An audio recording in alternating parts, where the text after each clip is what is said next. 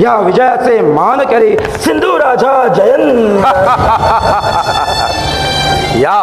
या महाप्रतापी जयेंद्रताने त्या अर्जुनाच्या पोट्याला लातेच्या ठोकरीनं तुडविला. माझा हातचा हा पराक्रम रजत पटावर सुवर्ण अक्षराने लिहिला जाईल याचा मला अभिमान वाटतो. जयेंद्रता, अरे हो. हे महाभाग, अर्धनारी शिखंडी समोर दिसतात, धनुष्य खाली ठेवतात काय, शरपंजरी कोसळतात काय. नुसते कोसळत नाही जयंत, असंच ना. बरोबर आहे. आमच्यासारखे वीर पुरुष निर्माण झाले म्हणून ह्या जगाचं मोल अस्तित्वात राहील. जयेंद्रता, बडे जावीची भाषा तुझ्या पुरुषार्थाला शोभून दिसत असली तरी त्याला मर्यादा असावी. कसली मर्यादा राजन? याच मर्यादेचा बाण फोडून मी अभिमन्यूच्या मस्तकावर क्रूरपणे थैमान घातला. धर्मनीतीची मर्यादा सांभाळली असती तर त्या अभिमन्यूने माझ्या सकट आपली सुद्धा गर्दन छाटण्यास कमी केलं नसतं. म्हणून मी त्याच्या शरीराचा चेंदा मेंदा केला.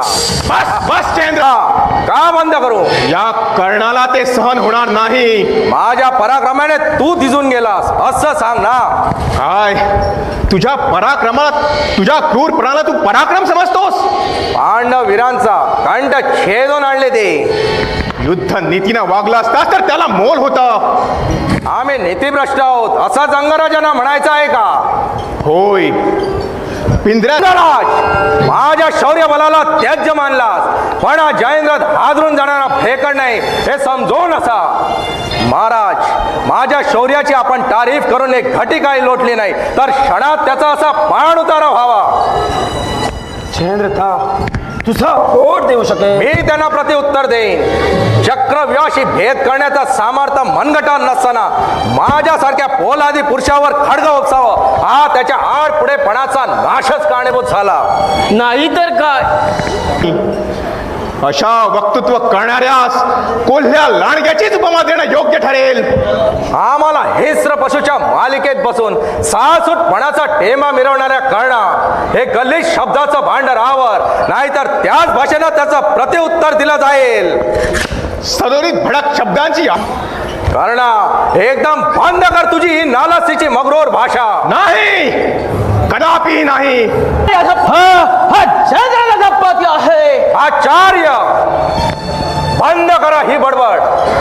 शत्रूला घेण्यासाठी व्याचा सापळा रचणारे द्रोणाचार्य या सिंधू राजाला अधापती म्हणता आहात. हो हो मुलांनो, तुम्ही सारेच अधपती आहात. अधपती भले. मामा, ज्यांचं आयुष्यच गेलं कुंतीपुत्राची तारीफ करण्यात, अशा आचार्यांना तुम्ही एकदा तरी जाब विचारायलाच पाहिजे की आपण सेनापती कोणाचे आहात. अरे अज्ञान आणू. कसा धसतो ते मामा. कर्णा, चला.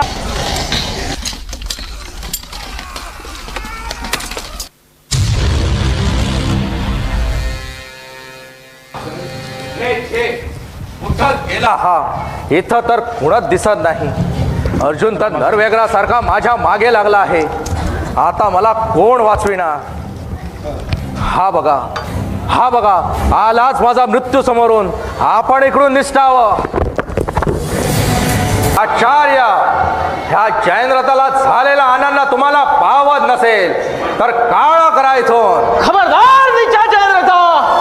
हा दैवाचा कोप होऊन 2 घटिका अगोदर मावळणारा सूर्य फिरून उगवू शकतो हे ध्यानी ठेवा. ऐकलंच राजा, म्हणे एकदा मावळलेला सूर्य पुन्हा उगवू शकतो असं या वृद्धाचं म्हणणं आहे. जसं काही ह्याच्या जातात या विश्वाची गुरु किल्ले आहे जणू. अरे जयेंद्रता, हा अर्जुनाचा तोंडाचा जणू पाणीच पळून गेलेला दिसत आहे. आणि या भीमाचा गडगडाट करणारा चवडा कसा काळा ठिक्कर पडला आहे तो पहा. आणि हे कृष्णा, तू असा गप्प का रे बाबा? स्वतःला त्यांचा देव म्हणून घेतोस ना, मग भक्ताची लाज आता तुझ्याशिवाय कोण राखणार?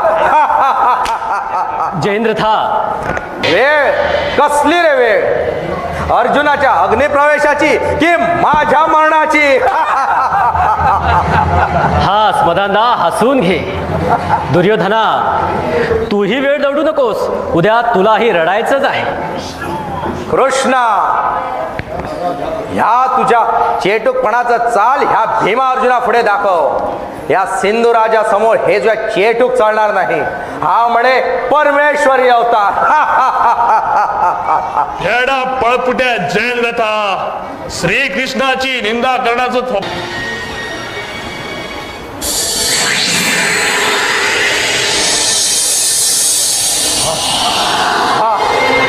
काय चमत्कार राजा. सूर्य तर मावळा होता ना. हे कृष्ण करस्तात. चल जयंता, पळ लवकर. अर्जुना, पाहतोस काय? हा पहा सूर्य, तो पहा जयेंद्रथ. असा साथ की त्याचं मस्तक समस्त पंचकाच्या बाजूस छत्र राजाच्या मस्तकावर पडलं पाहिजे.